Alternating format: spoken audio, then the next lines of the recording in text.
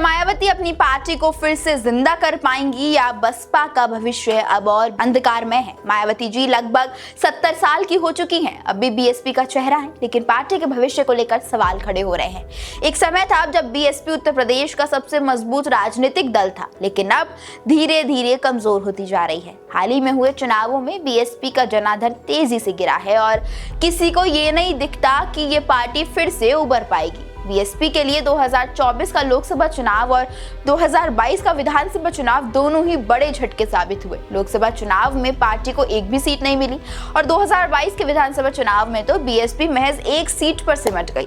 2017 में 19 सीटों के साथ पार्टी थोड़ी स्थिर हुई थी, लेकिन अब ऐसा लग रहा है कि बीएसपी का भविष्य अंधेरे में है। यूपी बीएसपी का गढ़ मानी जाती थी, लेकिन अब स्थिति बिल्कुल अलग हो गई है। मायावती के नेतृत्व में पार्टी की बढ़ती कमजोरी और दलितों के बीच विश्वास की कमी साफ तौर पर देखने को मिल रही है। खासकर युवा दलितों का एक बड़ा हिस्सा अब बसपा से दूर होता जा रहा है और चंद्रशेखर आजाद जैसे नए नेताओं के साथ जुड़ रहा है।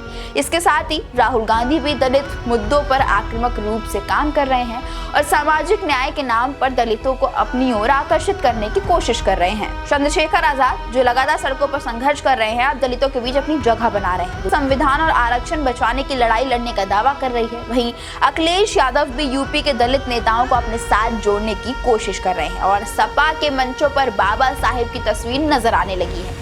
वो पीटीए यानी पिछड़ा दलित अल्पसंख्यक फॉर्मूले पर काम कर रहे हैं। मायावती ने अपनी राजनीति के दौरान हमेशा जातीय समीकरण पर जोर दिया है। वो दलित ब्राह्मण या दलित मुस्लिम गठजोड़ के सहारे चुनावी जंग लड़ने की रणनीति अपनाती रही हैं, जिससे वो सोशल इंजीनियरिंग का नाम देती है। लेकिन ये फॉर्मूला अब धीरे धीरे टूट चुका है, खासकर नरेंद्र मोदी के उभरने के बाद। मायावती का ये विश्वास है कि जातीय समीकरण बनाकर चुनाव जीते जा सकते हैं। अब धीरे धीरे कमजोर हो रहा है ये विश्वास, लेकिन वे इस फॉर्मूले से बाहर नहीं निकल पा रहे हैं। अब सवाल ये उठता है कि क्या मायावती बीएसपी को फिर से सक्रिय कर पाएंगी? क्या वो खुद को पार्टी के लिए और ज्यादा सक्रिय बनाएंगी या फिर उनका संघर्ष पुराने फॉर्मूले पर आधारित रहेगा?